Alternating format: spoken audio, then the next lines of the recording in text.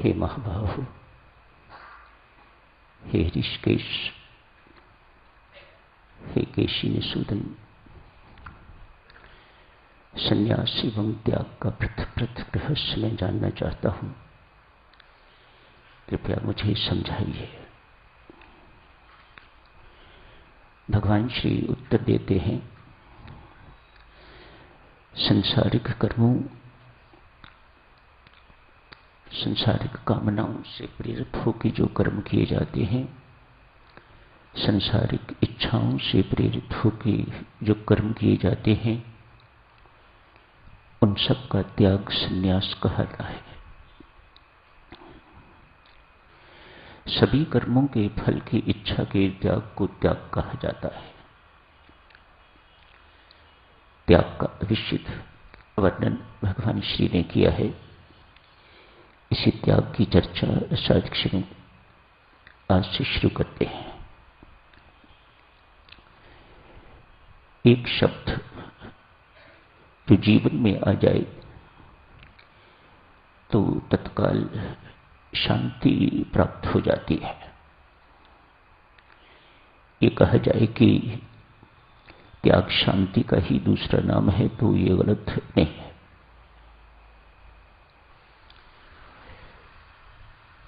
संत महात्मा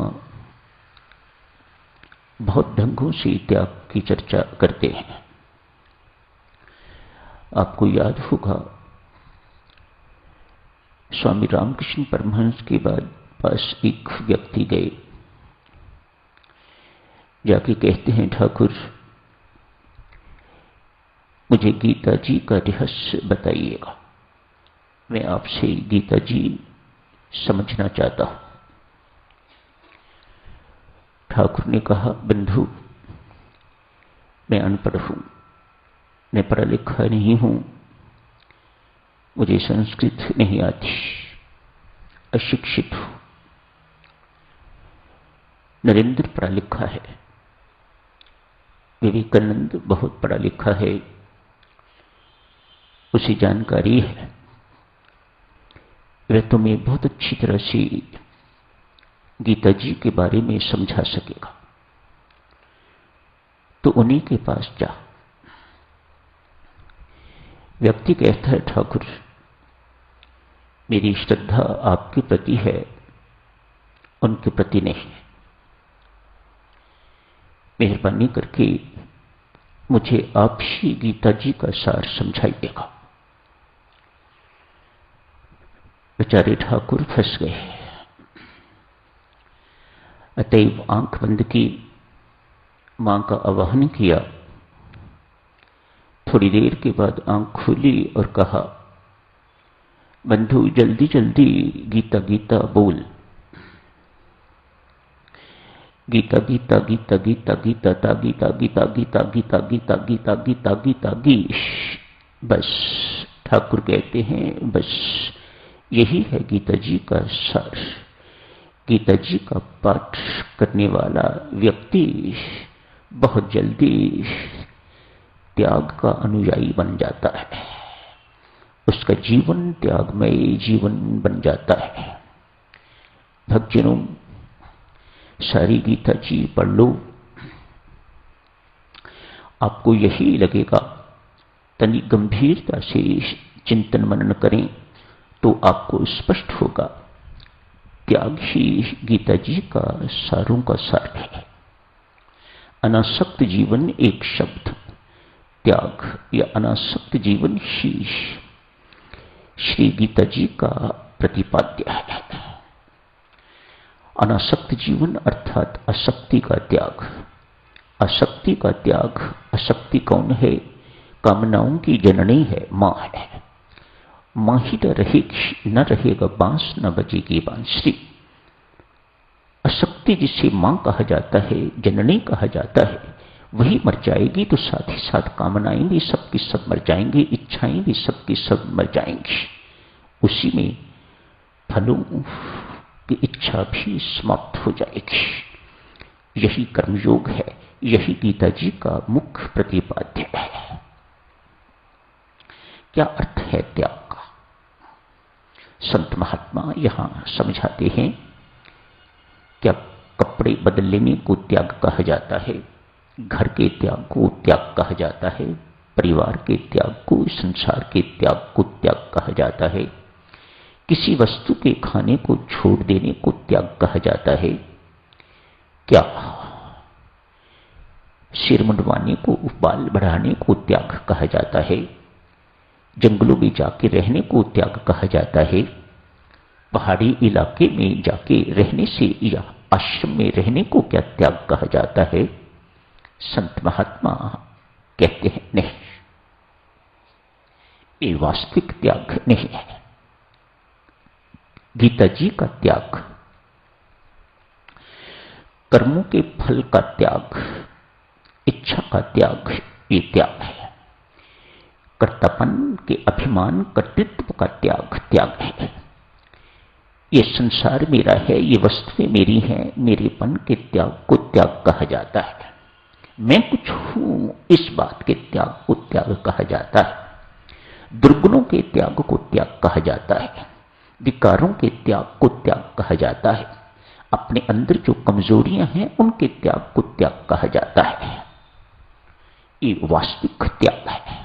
वासना का त्याग वास्तविक त्याग है। इस एक शब्द के अंदर अनेक सारी बातें आ जाया करती हैं। वासना का त्याग वास्तविक त्याग है। कुछ श्लोकों के बाद भगवान श्री ने घोषणा कर दी, पार्थ, जिस किसी ने कर्मों के फल का त्याग कर दिया है वही वास्तव में त्यागी है, वही वास्तव में कर्मयोगी है। कर्तापन का अभिमान भी इसी के साथ ही जुड़ा हुआ है, वह छूट जाता है। देह अभिमान भी इसी के साथ जुड़ा हुआ है, वह भी छूट जाता है। देह अभिमान ही ना होगा, मैं देह हूं, आपका ये अभिमान ही खत्म हो जाएगा तो कर्तापन का अभिमान अपने आप खत्म हो जाएगा। कौन करता, मैं कौन? जब देह ही नहीं है तो बोध हो जाएगा, मैं तो परमात्मा का अंश हूं, मैं आत्मा हूं, अजर हूं, अमर हूं, आनंद स्वरूप हूं, मैं सच्चिदानंद घन परमात्मा का स्वरूप, उनका अंश मैं हूं। तो देह अभिमान खत्म हो जाता है। इन सब के त्याग को त्याग कहा जाता है। वस्त्र बदलने को त्याग नहीं कहा जाता। आप हरिद्वार जाते हैं या किसी तीर्थ स्थान पर जाते हैं, किसी खाद्य पदार्थ को आप छोड़ आते हैं, संत महात्मा कहते हैं ठीक है, शाबाश, आपने कुछ तो त्याग किया, लेकिन ये वास्तविक त्याग नहीं है। कपड़ों को त्याग देना, नंगे शरीर रहना, शरीर को यातनाएं देनी, इनको इस प्रकार से रखना, पीड़ा देने वाला जो कुछ भी इनका व्यवहार शरीर के साथ करना, संत महात्मा समझाते हैं ये त्याग नहीं है। ये बातें जो कुछ थोड़े शब्दों में आपके सामने रखी गई हैं, इनके त्याग को ही त्याग, वास्तविक त्याग कहा जाता है। कुछ एक त्यागों की बातचीत करते हैं साधक। आसक्ति का त्याग, अभी आपसे अर्ज की है। त्याग शब्द जीवन में आया, आपने किसी प्रकार का भी, तनिक देखो गंदी सी बात कर रहा हूं, सुबह मल का त्याग करते हो, दिन कितना प्रसन्न निकलता है। जिस दिन पेट साफ नहीं होता, जिस दिन मल का त्याग नहीं होता, उस दिन बर्बाद हो जाता है। त्याग, गंदी सी चीज का त्याग आपने किया, उसके बाद भी कितनी प्रसन्नता आपको दिन भर मिलती है।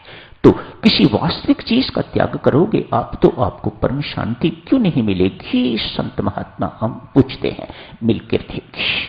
आपने यदि किसी चीज जो त्यजनीय है, उस चीज का आपने त्याग कर दिया, तो आपको शांति जरूर मिलेगी।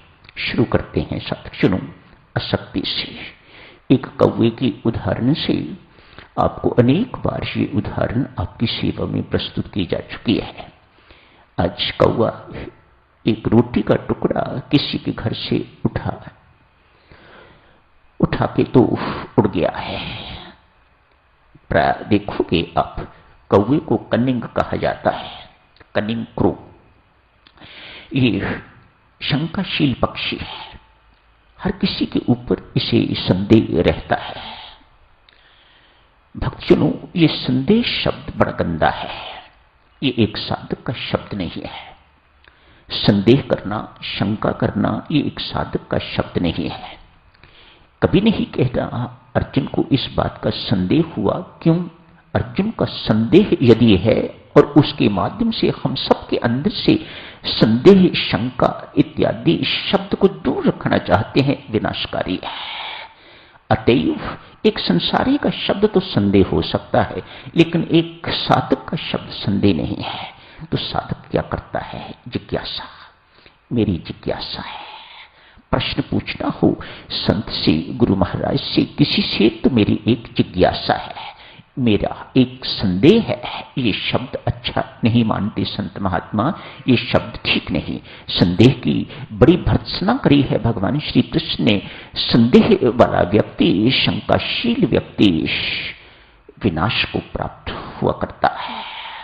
घर में ये संदेह आ जाता है, जिस पत्नी को अपने पति पर संदेह हो जाता है, आप सोचिएगा उस घर का क्या हाल होता है। हर वक्त भूचाल आया रहता है, हर वक्त वहां आंधी तूफान उठे रहते हैं, पता नहीं थोड़ी देर में क्या हो जाएगा। जिस पति को अपनी पत्नी पर शंका हो जाया करती है, संदेह हो जाया करता है, उस घर में पति का घुसने को मन नहीं करता। एक अजीब सा वातावरण हो जाता है। किसके कारण? एक शब्द के कारण, जिसे संदेह कहा जाता है। एक साधक संदेह नहीं करता, एक साधक जिज्ञासा अपनी प्रस्तुत करता है। प्रभु मेरी एक जिज्ञासा है, इसे तृप्त कीजिएगा। अर्जुन ने अपने संदेह नहीं, अपनी जिज्ञासाएं तृप्त करी हैं भगवान कृष्ण के उपदेश के माध्यम से। कौवा एक रोटी का टुकड़ा लेके किसी के घर से उड़ रहा है, यह नहीं खाऊंगा, हर वक्त शंका रहती है उसके मन में, अतएव उड़ गया है। दूसरे कौवों ने देखा इसके पास एक रोटी का टुकड़ा है, अतएव दूसरे कौवे अपना अपना हिस्सा मांगना चाहते हैं। शेयर विद अस, ऐसा उसका स्वभाव नहीं है, शेयर करने का स्वभाव कौवे का नहीं है।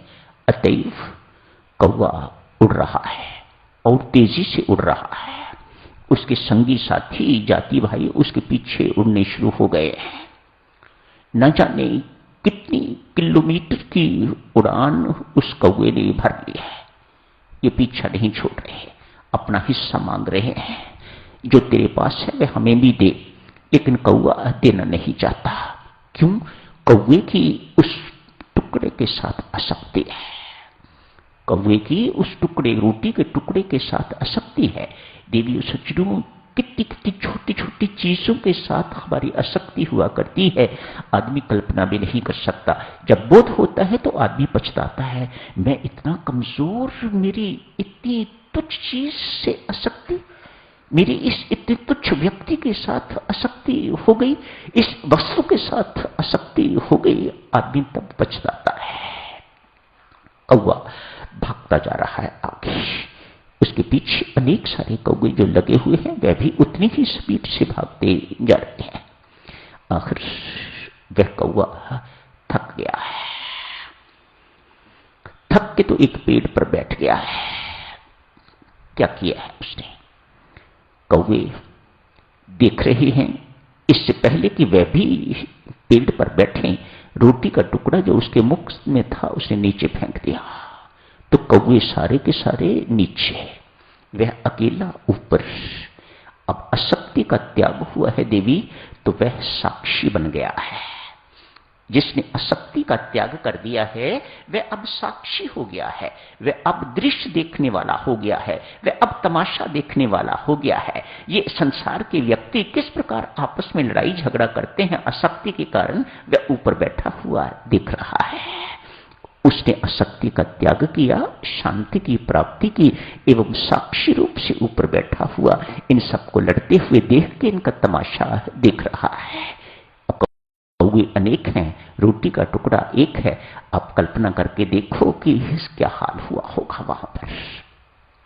दूसरा महाभारत का युद्ध, उनके लिए, उनकी दृष्टि से एक महाभारत का युद्ध वहां हुआ होगा, लेकिन ये कौवा ऊपर बैठा हुआ बिल्कुल शांत है। इन सब का तमाशा देख रहा है, मानो मन ही बद हंस रहा है, मुस्कुरा रहा है। मूर्ख कहीं के एक रोटी के टुकड़े के लिए किस प्रकार से आपस में लड़ाई कर रहे हैं। यही संसार है, यही हम सब कुछ करते हैं देवी सज्जनों, यही हमारी दुर्दशा है। किसके कारण? आसक्ति के कारण। तो पहला त्याग आसक्ति का त्याग, प्रथम त्याग आज चर्चा आसक्ति का त्याग। सर्व कामनाओं की जननी आसक्ति मां। मां मर जाती है तो कामनाएं, इच्छाएं अपने आप मर जाती हैं। संतों महात्माओं, मेरी अर्ज सुनो, मेरी प्रार्थना सुनो। संसारिक आसक्तियां कैसे टूटेंगी? एक आसक्ति नहीं है, अनेक। एक रोटी का टुकड़ा ही हमारे सामने नहीं है, हमारे सामने अनंत वस्तुएं हैं एवं अनंत व्यक्ति हैं जिनके साथ हमारी आसक्ति हुआ करती है। अनासक्ति कैसे हो? संत महात्मा एक छोटी सी बात बताते हैं, कुछ नहीं करना। इन आसक्तियों को तोड़ना इतना आसान नहीं है, बिल्कुल आसान नहीं है। आप जो कुछ मर्जी करते रहो, इन आसक्तियों का रुख बदलना है। इन आसक्तियों को संसार से इसका रुख बदल के परमात्मा के साथ जोड़ दो। सारी की सारी आसक्तियां परमात्मा के साथ जुड़ जाएं तो उसकी जिम्मेदारी बन जाती है। वह संसार के प्रति जितनी भी आसक्ति हैं वह अपने आप तोड़ देता है। क्यों? He is very possessive. वह नहीं चाहता कि व्यक्ति मेरे अतिरिक्त किसी दूसरे से प्यार करे। वह सारे का सारा प्यार स्वयं चाहता है। सारी की सारी आसक्तियां जितनी भी हैं वह इस संसार में, वह सारी की सारी रस्सियां अपने साथ जोड़ के रखना चाहता है। वह किसी और के साथ बांटना नहीं चाहता। अतएव वह औरों के साथ जुड़ी हुई रस्सियों को स्वयं काट देता है, स्वयं तोड़ता रहता है एक एक करके। जिसे मृत्यु कहते हो, जिसे वियोग कहते हो, ये कुछ नहीं है, ये परमात्मा की कृपा है, करुणा है। वह आपकी जुड़ी हुई आसक्तियां, जुड़ी हुई तारें, उन सबको एक एक करके तोड़ता है ताकि आप इन सब रस्सियों को तोड़ मरोड़ के एक रस्सी बना के तो परमात्मा के पांव के साथ बांध सको उसे पकड़ने के लिए, उसे बांधने के लिए। तो आज की चर्चा यहीं समाप्त करने की इजाजत दीजिएगा। धन्यवाद।